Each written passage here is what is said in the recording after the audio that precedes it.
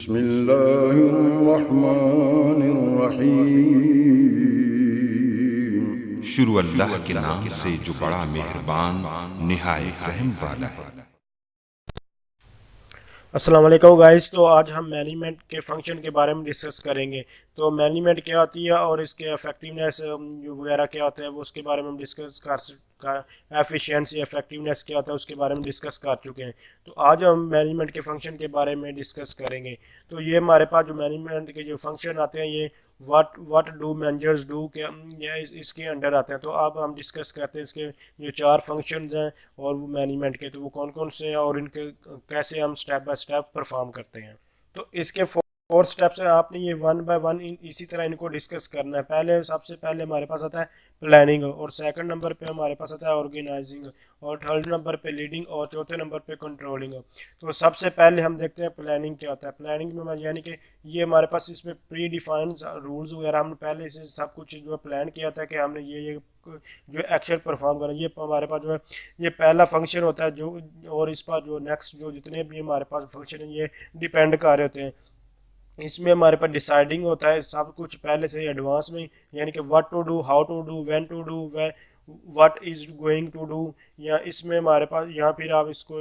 Where we standing at today and where we want to reach, यानी कि simple मैं आपको बताऊँ, अगर आपने कहीं भी जाना होता है तो आप ये पहले प्लान करते हैं कि ये हम कितना टाइम लगेगा, कितनी हमारी कॉस्ट है, क्या सा, या जैसे कि आप जो है विजिट करने या फिर आप जो ट्रिप वगैरह आपने कहीं भी लेकर जानी होती है या आप लेकर जा रहे होते हैं कुछ भी, तो आप देखते हैं कि हमने कितने दिन के लिए जाना, हमारी कितनी कॉस्ट आएगी, हमारा कितना टाइम है और हमारे कौन कौन सी चीज़ों की हमें ज़रूरत होगी। तो मैं आपको एक सिंपल से एग्जांपल लेकर चलते हैं और इन सारे फोर के फोर स्टेप्स को उन्हीं के साथ कंपेयर करते हैं। जैसे कि आप एक लाइब्रेरी के एग्जांपल है, तो लाइब्रेरी में आप जो है सबसे पहले प्लान करते हैं कि हमारे पास एक लाइब्रेरी होनी चाहिए आप हमारी यूनिवर्सिटी में, और उस लाइब्रेरी में 3000 बुक्स होनी चाहिए और वो एक सीक्वेंस में होनी चाहिए, और चूँकि कोई भी चीज़ है वो आप मैनेज वे में होनी चाहिए। चूँकि मैनेजमेंट है तो मैनेज मतलब कि एक ऐसे वे में होने के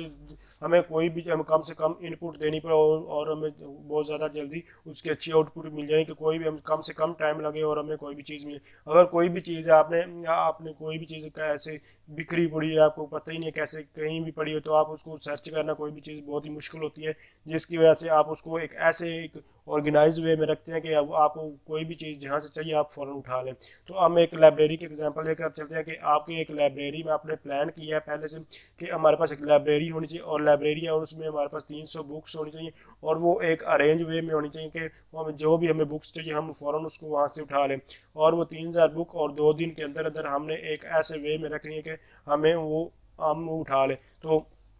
इसमें हमारे पास ये आ जाता है, ये प्लानिंग में आ जाता है, यानी कि ये इस तरह हम किस जगह पर हमें क्या चीज़ चाहिए इसमें गोल्स देखे जाते हैं। और उसके बाद ऑर्गेनाइजिंग, ऑर्गेनाइजिंग मतलब कि इसमें जो भी आपने ये प्लान किया है आप इन प्लान्स को पूरा करने के लिए अपने गोल यानी कि गोल जो आपका मकसद है उसके लिए आपको एक स्ट्रक्चर बनाना हो, यानी कि एक अरेंज स्ट्रक्चर होना चाहिए कि जो आपकी जो लाइब्रेरी की जो एग्जांपल चूँकि हम ले, तो लाइब्रेरी की जो बुक्स हैं वो जहाँ जहाँ ये वाली बुक्स होनी चाहिए और इस अरेंज में होनी चाहिए, ताकि हम कोई भी बुक्स अगर हमें कहा जाए तो हम फ़ौरन वहाँ से जाकर पकड़ लें। तो इसके लिए हमारे पास ये स्ट्रक्चर होता है, यहाँ आप उसको जो आपका वर्क होता है उसका एक यहाँ फ्रेमवर्क आपको दिया जाता है कि इस फ्रेमवर्क के थ्रू आपने काम करना है कोई भी। उसके बाद लीडिंग, लीडिंग मतलब कि आपको कहीं भी कोई भी परेशानी आ रही कुछ भी, तो आपको वहाँ जो है बताया जाता है। जैसे कि एक प्रोजेक्ट का मैनेजर होता है, तो आप एक प्रोजेक्ट मैनेजर आप फाइनल ईयर प्रोजेक्ट में आप जो डिसाइड करते हैं कि ये मेरे लिए अच्छा और ये मुझे जो है मोटिवेट करता रहेगा और ये मुझे कोई भी प्रॉब्लम में सॉल्व करने की मुझे कोशिश यानी कि ट्राई करेगा। तो एक लीडिंग जो मैनेजर होता है वो आपको लीडिंग रहनुमाई कर रहा है कहीं भी आपको कोई भी डिफ़िकल्ट आ रही होती है। उसके बाद कंट्रोलिंग, कंट्रोलिंग मतलब कि आपके पास जो भी आपने यानी कि जो आपका जो प्लान आपने किया था क्या वो एक्चुअल रिजल्ट से मैच कर रहा है, यानी कि जो आपका एक्चुअल जो रिजल्ट है क्या वो आपके डिज़ायर्ड रिजल्ट से मैच कर रहा है। अगर नहीं कर रहा तो वो क्यों नहीं कर रहा। जैसे कि मैंने आपको पहले कहा था कि 3000 बुक्स हमने रखनी है, तो 3000 वो भी 2 दिन के अंदर। अब 2 दिन हो चुके हैं, तो 2 दिन के बाद अब जो मैनेजर उसने देखा कि आपके पास 3000 बुक्स को अरेंज वे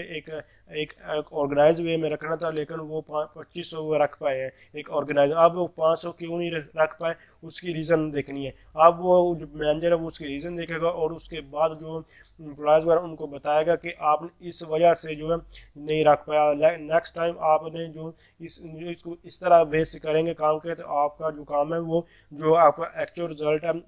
जो वो डिज़ायर रिजल्ट से मैच कर, जो भी आपने प्लानिंग की है उसके तहत वो अप्रोच कर पाएगा। तो ये हमारे पास जो 4 स्टेप्स हैं जो आपको परफॉर्म करना होते हैं, जो कि